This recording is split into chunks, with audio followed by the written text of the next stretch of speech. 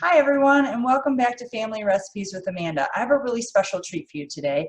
Today I'm going to make for you my Aunt Lou's pecan tassies or pecan tarts. This is her recipe, which she made for our family reunion every summer, as long as I can remember. And about 5 or 6 years ago, I asked her, would she please give me the recipe? And ever since then, I've been making them and taking them to potlucks and even the family reunion a few times. So what I really love about this recipe is that it's basically all the yummy, good flavors of pecan pie in a little tiny tart. Because, you know, pecan pie can be really heavy. It can be a lot. And these little tarts are perfect. They're bite-sized, and you don't feel so guilty about eating one or maybe two of them. I've made them for Thanksgiving. I've made them for summer potlucks. I've made them for family reunions. I hope you love them as much as I do. We're going to start with the dough first. It's a cream cheese dough. So it's very simple. It's 1 8-ounce package of cream cheese, 1 cup of fat. My aunt's recipe calls for oleo, which is an old-fashioned term for shortening or margarine. So today I have chosen to use about half a cup of coconut oil and half a cup of butter in mine. And then it also calls for 2 cups of flour. So basically we're just going to cream the butter and the cream cheese together. We're going to get them soft, and then we're going to add in our flour, and then we're going to wrap it up and chill it in the refrigerator for about an hour. All right, off we go. Okay, so today I have creamed together my cream cheese and my coconut oil and butter mixture, about half a cup of coconut oil, half a cup of butter, and 8 ounces or 1 package of cream cheese. I tried to make sure they were all at room temperature before I creamed them, because that just makes the whole process go a little bit smoother. So now I have this really lovely, light, creamy mixture here, and to that I'm going to add in 2 cups of flour. Let me just put my mixture back together, and I'm going to put it on low speed, and then I'm just going to measure out my 2 cups of flour and slowly add them in. I've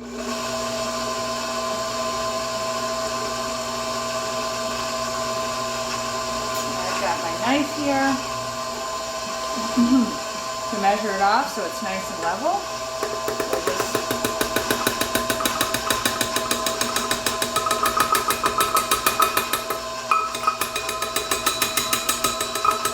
Gently tap that in.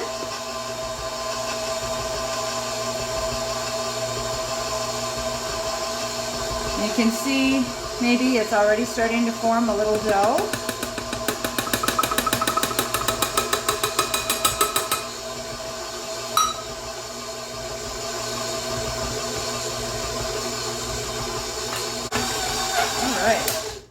So what I'm looking for as I wait for the mixture to come together is I'm looking at the bottom of my bowl, and I want to make sure there's no excess flour in that bowl, and that you can see my dough is holding together as basically it's a ball shape already. So all I have to do now is I have to pull this off of the paddle, and then I'm going to wrap it in plastic wrap and stick it in my refrigerator to chill for about an hour. Okay, so I'm just wrapping up my cream cheese dough here, and I just want to talk a little bit about what's different about a cream cheese dough than a typical pastry crust.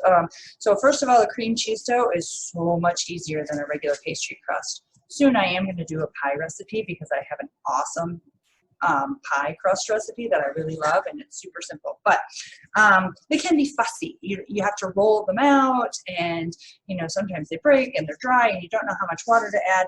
Cream cheese dough, you don't have any of that. I mean, it's super soft and malleable and moist when it bakes up, and it's got this lovely tang to it from the cream cheese and a richness from the butter or the oil that you're using. So I basically just have my dough on a sheet of plastic wrap that I laid down on my counter, and now it's sort of ball shaped, and I'm going to just wrap it up, tuck it in, and I'll see you back later to show you how to make the filling. Okay, it's time to make the filling for our pecan tassies. It's really, again, very, very simple. It's simply brown sugar, 1.5 cups, 2 eggs, and a cup of nuts. You mix them together and then add in a tablespoon of milk, and then when they're ready to put into our muffin tins, our mini muffin tins. Okay, so I've got my ingredients here. I've got brown sugar, so I'm going to open that up and scoop out 1.5 cups. So this is a 1/2 cup scoop, and remember, when we do brown sugar, we always want to pack it in. So I just sort of use the bag in my fingers, and it should come out in a nice, satisfying lump or chunk. So that's 1.5. So that's 1 cup, and one more. There we go. Pack it in nice and tight, and 1.5 cups of brown sugar. Next, I need 2 eggs, which I'm going to crack in here. 2 eggs.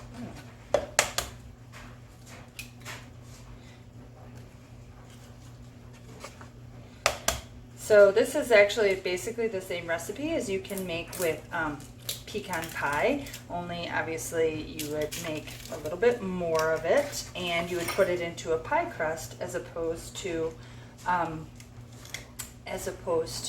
these cream cheese tart doughs that we have here. All right, let me just go wash my hands. I'll be right back. So we also need a teaspoon of vanilla, and apparently I forgot to get vanilla when I went to the store, so I'm going to improvise a little bit. Because this is a pecan or a nut dough, I'm going to play with what I've got. I'm going to use a 1/2 teaspoon of almond extract, and because I used coconut oil in the dough, I'm going to do a 1/2 teaspoon of coconut extract. I think it'll be fine. I think it'll be just fine. I'll just have to make a mental note to get vanilla the next time I go to the store, because I think I was out of vanilla the last time I made a recipe. But that's okay. That's where knowing your flavors really comes in handy. You got to know your flavors and what's going to complement it. If you can't do with what you have on hand, what can I use to substitute it? That's what I'm all about. All right, I don't know what happened to my salt. I lost it. So I'm just going to mix this up, and then I'll find my salt and add in my little dash of salt. Salt always gives us a nice flavor, especially when we're dealing with nuts. And what we want to do when we're mixing this in is we want all those sugars to be dissolved. We don't want it to be crusty in there. We don't want it to be sugary. We want it to be dissolved.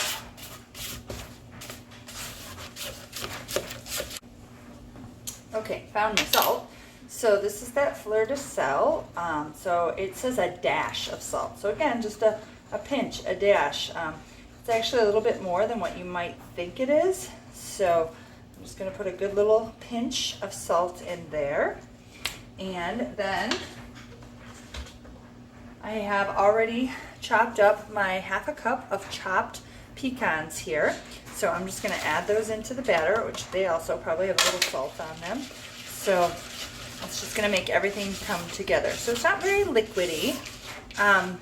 It's actually pretty, it's a little liquidy, but it's not soupy, right? So that's going to actually help me fill my tarts a little bit better. All right, so I'm just going to set this to the side, and then I'm going to grab my dough out of the refrigerator, and I'll show you how to press the dough into my prepared muffin tins. Okay, we're going to make our tart dough now. We're going to press them into our pre-prepared muffin tins. I took 2 12 mini muffin tins. I greased them up with some shortening, and now they're standing by ready for me to put the dough in. It's really quite simple. There's not really magic to it. You're just going to grab a ball of dough, approximately about 1 inch, and you roll it together in your hands very gently. And I just set it in the muffin tin like so, and I just kind of fill them up. These might be a little too big, so I'll try to make them a little smaller. Basically, if it fits in the muffin tin, you're going to be good. So I'll just start with a few and show you how the process goes, and then I'll finish this off. Okay, so I've got 3 or 4 in here now. So they're fitting in there, and I just take my thumb and press down into the middle, and then I'm going to use my thumb and my finger to press that dough gently up around the sides of my muffin pan, just like so. We want semi-thick edges on our tart, not super thick because then it'll be floury and gummy, but not super thin because then it will stick and it will burn and cook unevenly. So we try to get our edges pretty even, and we're trying to get a nice pocket for the filling, for our pecan filling. Now, I should say that this dough recipe, this tart recipe, could be used for any filling. I've done them before with lemon custard type filling. You'd have to pre-bake them if you were going to do something like that. I've done it without the pecans if maybe somebody in your family is allergic to nuts. Obviously any nut would do for this recipe, but if you wanted to do it without nuts, that's actually a Canadian butter tart, which are some of like the most delicious things on the planet. And so that's basically what this is. These are butter tarts, but we just add pecans to them. I don't know, you could do, I've done mini pumpkin pies. That's what I was saying before about Thanksgiving. I like to do these. I found that the secret to a good party, appetizer, dessert, potluck is bite-sized things. So I love to make little bite-sized desserts, little bite-sized pies. And then, you know, people just think, oh, just one more, you know, and boom, all of a sudden your potluck is gone. You don't have to take anything home. So, all right, I'm just going to keep smushing these out, and then I'll be back and I'll fill them up and we'll put them in the oven.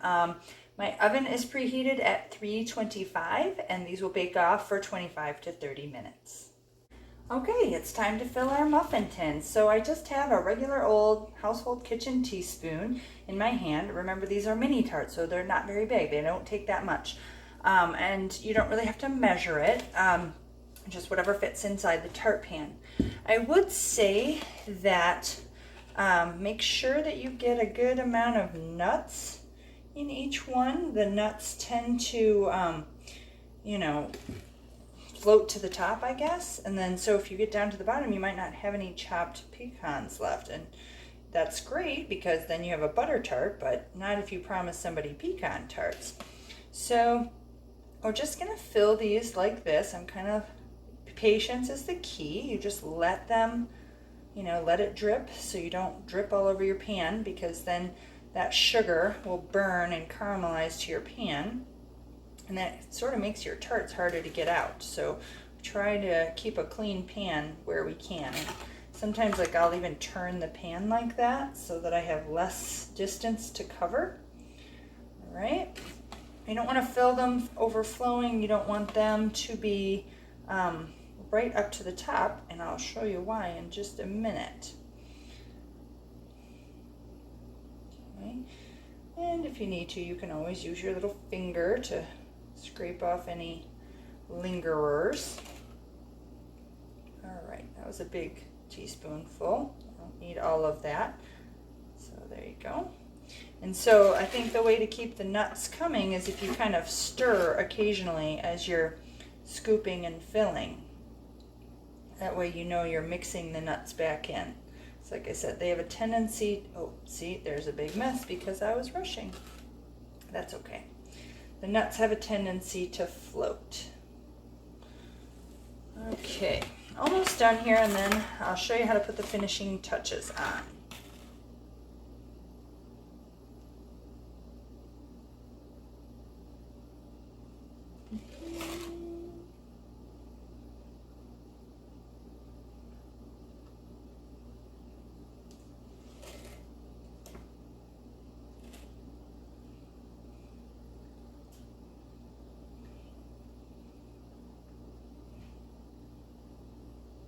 Okay, so now I've got one pan. I'm going to clean up my pan with a little paper towel, especially in those crevices.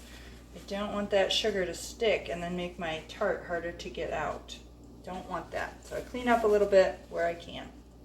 Alternately, you could put a little shortening or spray there before you start, so anything that does stick will come right off. Okay, Aunt Lou's recipe says make sure you save enough pecans to put on the top as a garnish. So you can buy obviously pre-chopped pecans in the store, but make sure you get whole pecans, or these are half pecans obviously. It's because you're going to take one and you're going to set it right on the top, so pretty, right in the middle. That way, and some of them are bigger than others, so try to, that's a really big pecan half. And so you just stick them right on there, and they look so pretty when they're all done. They look professional. So I don't know where Aunt Lou got her recipe from, but I'll just tell you a little bit about her. My Aunt Lou is my father's sister, and she is one of 17 children. My father's mother and father had 17 children, and they raised on a farm in Sandusky and Harbor Beach, Michigan. My Aunt Lou is in the older half of the set, and my dad was in the younger half. He loved to say that 13 was his lucky number because he was the 13th child born to his family in the 13th year of his parents' marriage, and he was born on August 13th. So that's kind of a lucky number in our family. Okay, I'm going to put these in the oven and bake them for 25 to 30 minutes at 325, and we'll see what they look like when they come out. Okay, we're all done, and the tarts are out of the oven, and we are now ready to do a little taste test. I want to show them to you first. So first of all, I made 36 tarts, and you can see this is what they ended up looking like. This is from the third batch, so I just have crushed pecans on top. But if you look at the crust all the way around, it's golden and brown, and it's got this lovely little crusty meringue egg sugar on top. So those are those. And then I had a little bit of extra filling left over, and I'm never one to waste. So I actually love doing this every time I make a custard or a pie filling. If I have extras, I'll take it and put it in a little glass ramekin and just cook it crustless. Okay, and these are cool enough to touch. So it's kind of cool because you can see what it looks like underneath. You can see the sugars underneath, and then there's the nice gooey caramel, and then I've got this nice crusty crust on top. And that's actually going to be my dessert tonight. So I hope you enjoy these. Let me know how it goes. Let me know if you have any trouble with them. I'd love to help you out. Love to hear from you. Thanks for watching. Bye-bye.